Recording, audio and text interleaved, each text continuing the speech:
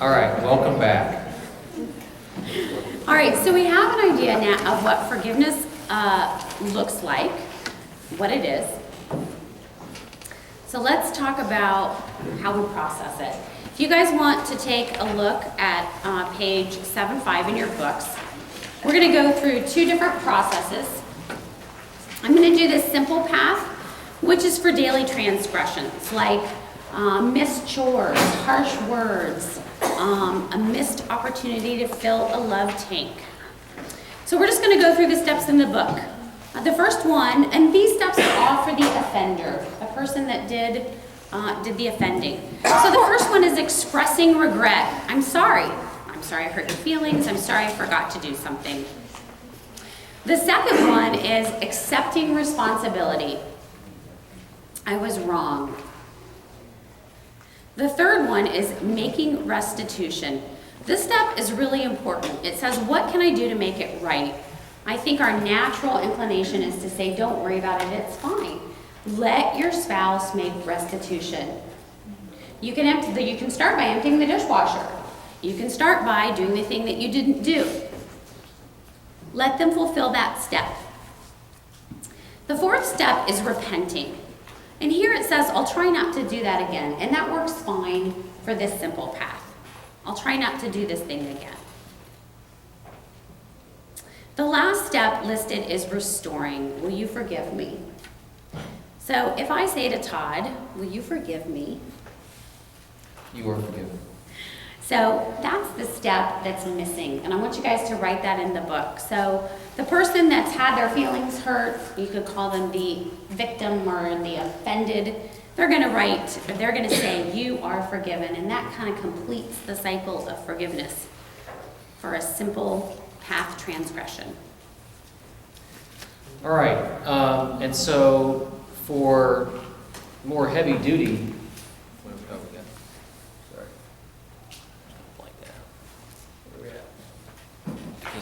oh yeah, there we go. For more heavy duty stain removal, we have the deeper path. The deeper path is for things like what we went through, okay? Infidelity or abuse in a marriage, gambling addiction, pornography addiction, the bigger, heavy, the really big things. And so this is a path for both the offender and the offended, or the, whatever the words they're using on there, the injured and the offender. And it's a table for two, okay? So you're both going to do this, and you're going to walk through this together. Step one, if you look at the diagram, is to acknowledge the offense. Yes. The green. So it's like a board game, right? We're going to step through a little board game here. And we're starting in the beginning here, and we're going to work our way through the land of forgiveness here. So the first thing you got to do is acknowledge offense. Now, this may sound a little familiar. Hey, where did we learn about this? Was it the V diagram, right? Or the V, you state the conflict, right? It's the same thing. You state the offense. You're going to see a lot of similarity between this and the V. It's just not a V, it's a straight line. And I think in general, the offender is going to work the top part, the injured is going to work the bottom part, and not always at the same pace. Right. So for this example, I'm going to be the offender, and we're going to use my affair as the example. So the first thing that you're going to do, where that line is, that leads down to where it says respectful treatment and honest communication, is I want you guys to write pray in there, which is always good to do before you start any kind of difficult conversation. But the prayer that you want to pray is just prayer for redemption for your marriage. Pray that God's going to bring you back together and that there's going to be reconciliation based on His provision. So repent looks a little bit different. I'll try not to do that again doesn't cut it here. So I need to turn from what I'm doing and completely change my ways. So that, for me, that meant cutting all communication with this person. It meant just removing all evidence of him, and it meant getting rid of gifts. It meant if I happened to see him around, making Todd aware that I had seen him. So just making sure that all ties with this person were cut. As far as repair went, the behaviors that were an issue for us were the sneaking around and lying. And so I made myself very available. I checked in with him regularly. I limited social time away from him. Let him know where I was going on a regular basis. When he came to my apartment, if he wanted to check my phone or check my email, if that was something he wanted to do, that was fine. So just making him know that the relationship that was a priority to me was the one I had with him, and building that was above everything else, was what I spent time working on in that repair. And I just waited patiently because I worked through those steps pretty quickly while he slowly worked through his steps of grieve and let go. Right. And naturally, I think it's human nature, right?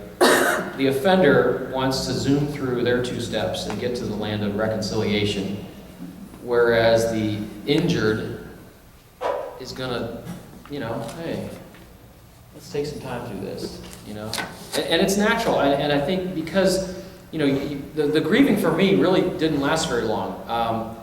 It was like I knew in my heart what was happening. I couldn't prove it, and that's just that spoke to some other deficiencies I had.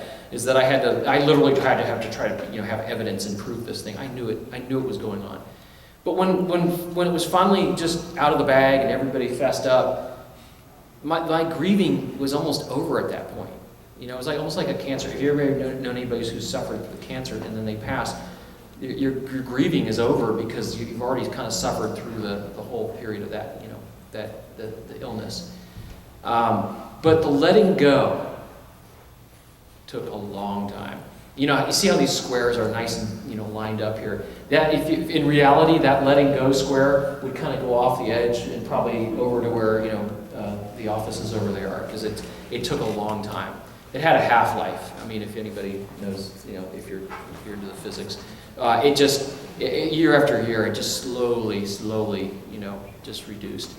I think for me, letting go, having a foundation of God was huge in letting go.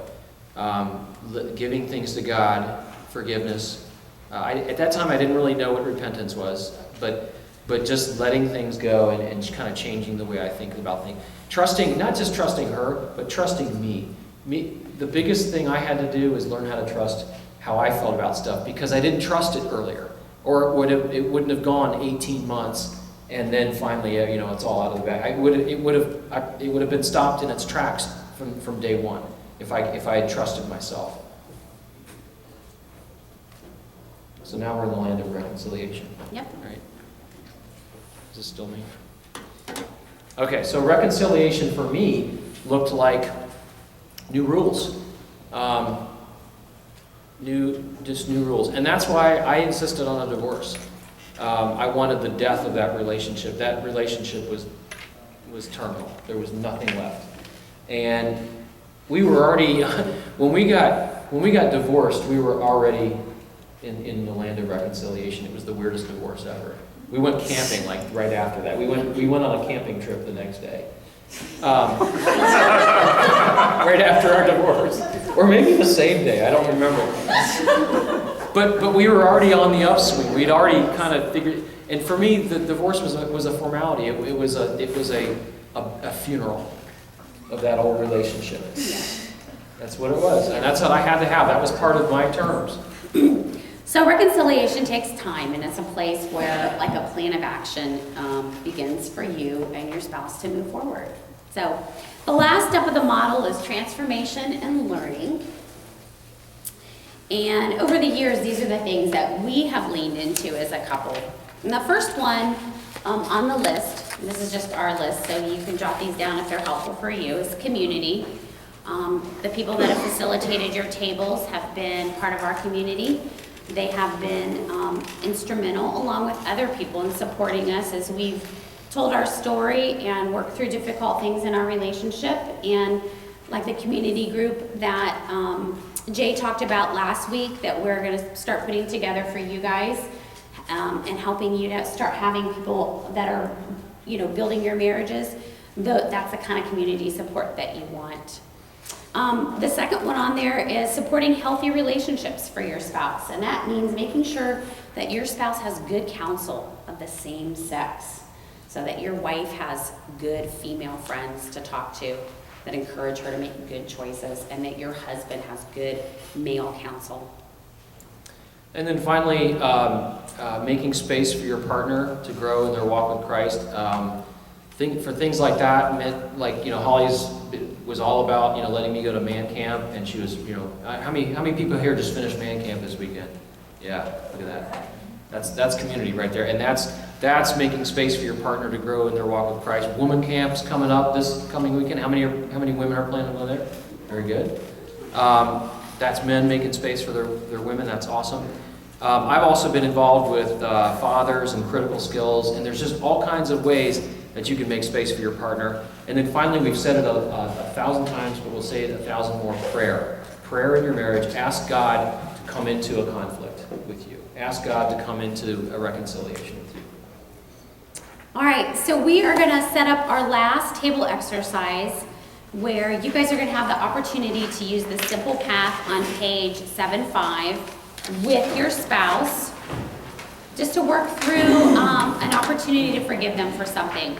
So you're going to spend about 10 minutes with your spouse and then about 10 or 12 minutes with your table. I know we have 15 minutes up there, but we're going to shorten that a little bit. So about 10 minutes and then about 12 minutes.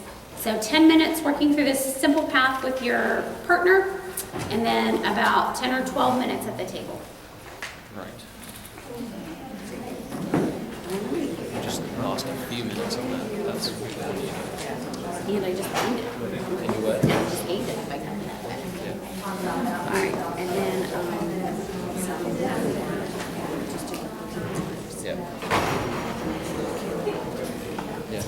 so we need to go 7:15 or 8:15. 8. Okay, 8:18. Yeah.